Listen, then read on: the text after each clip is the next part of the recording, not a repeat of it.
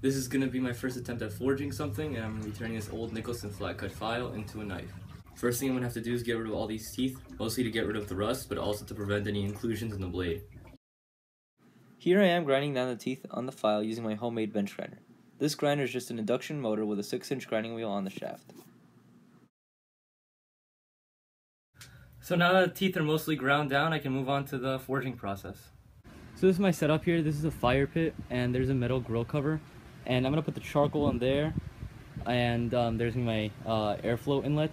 And I have a container of water to make sure the pipe doesn't get too hot to burn out the motor on that, or possibly melt the plastic.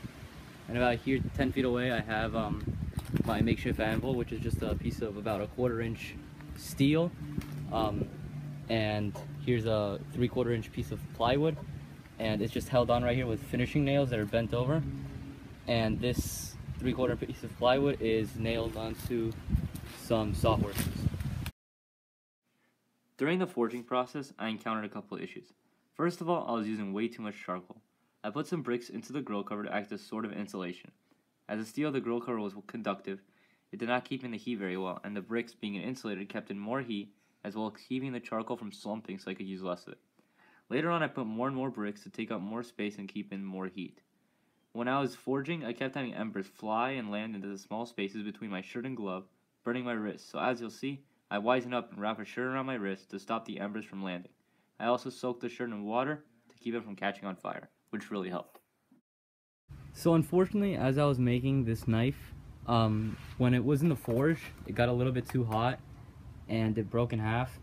So I tried to use one of the halves, the tip half, and try to make that into a smaller knife. And as I was working on the anvil, it popped up and it went over the fence, and I cannot find it. So right now I'm left with the tang half of the blade. So I'm gonna have to do some profile forging, forge out the tang a little bit more, and try to make it into a little knife. I'm gonna make this work. So I stopped recording after that last cut and finished up the blade. This picture shows what the blade looks like right after I was done forging.